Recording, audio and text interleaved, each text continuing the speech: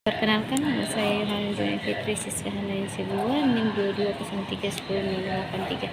Di sini saya akan mempresentasikan hasil diskusi kami dari kelompok 2, materi 5 yang berjudul memahami proses biomekanika olahraga air. Vortex teori. Teori vortex dalam biomekanika air adalah konsep yang menjelaskan bagaimana objek yang bergerak melalui air menghasilkan pusaran air yang dikenal sebagai vortex. Ketika benda bergerak melalui air, ia mendorong partikel air di sekitarnya, menciptakan area tekanan rendah di depannya dan area tekanan tinggi di belakangnya. Area tekanan rendah ini menyebabkan aliran air ke arah benda, sementara tekanan tinggi menyebabkan aliran air menjauh dari benda. Ketika aliran air ini bertemu di bagian belakang benda, mereka bertemu dan membentuk pusaran air yang dikenal sebagai vortex.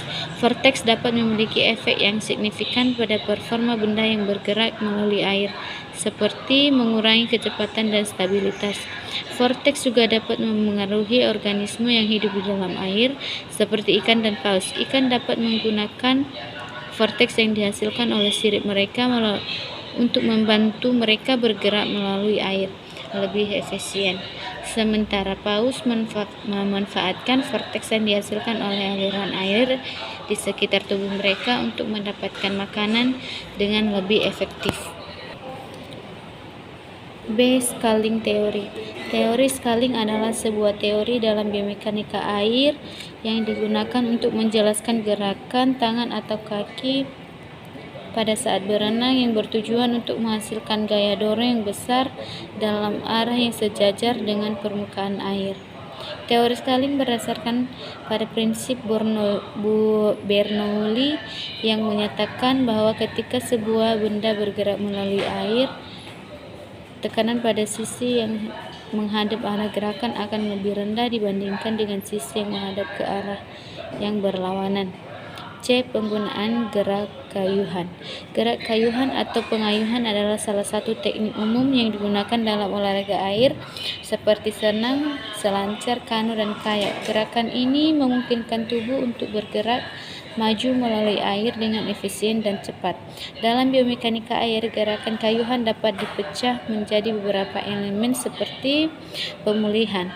Gerakan ketika tangan atau kaki ditarik kembali ke posisi awal untuk melakukan gerakan berikutnya. Tarikan. Gerakan ketika tangan atau kaki bergerak ke depan untuk mendorong tubuh ke depan. Pendorongan. Gerakan ketika tangan atau kaki bergerak ke belakang untuk mendorong tubuh ke depan. Sinkronisasi. Gerakan ketika gerakan tangan dan kaki diatur sedemikian rupa sehingga gerakan tubuh terjadi secara koordinatif dan efisien. Bagian D. Sudut kayuhan. Sudut kayuhan dalam biomekanika air mengacu pada sudut yang dibentuk oleh arah dorongan dari permukaan air dan arah pergerakan benda atau bagian tubuh saat bergerak di dalam air. Sudut ini sangat penting dalam pergerakan manusia dan hewan di dalam air karena dapat memengaruhi kecepatan, kestabilan, dan efisien gerakan. Bagian E. Kecepatan anggota tubuh. Kecepatan anggota tubuh dalam biomekanika air sangat dipengaruhi oleh beberapa faktor seperti gerakan air, kekuatan otot, dan posisi tubuh. Salah satu faktor yang mempengaruhi kecepatan anggota tubuh adalah gerakan air.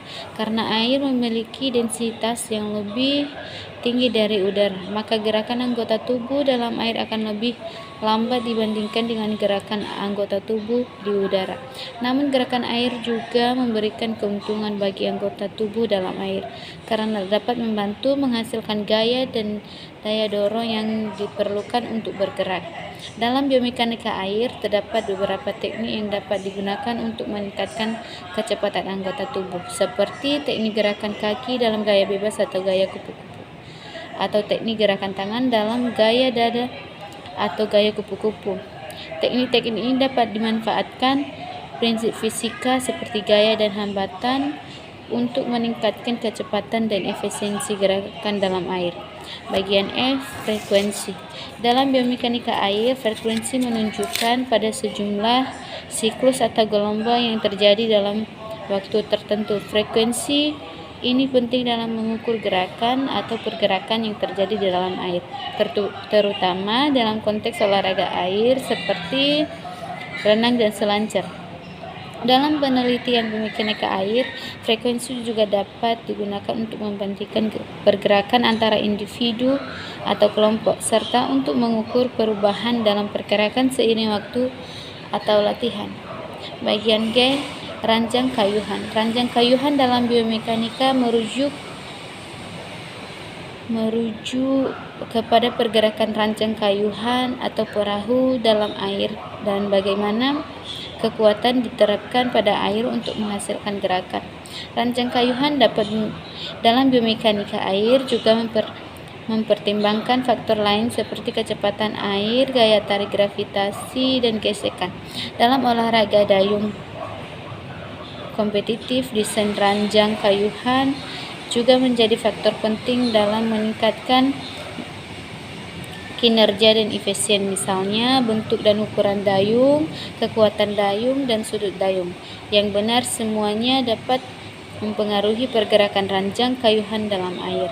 Dalam kesimpulannya, biomekanika air dan ranjang kayuhan sangat berkaitan satu sama lain. Memahami prinsip-prinsip dasar biomekanika air dapat membantu meningkatkan kinerja ranjang kayuhan, baik dalam olahraga dayung maupun dalam transportasi air. Demikian dari hasil di kelompok kami. Jika ada kesalahan mohon dimaklumi. Terima kasih.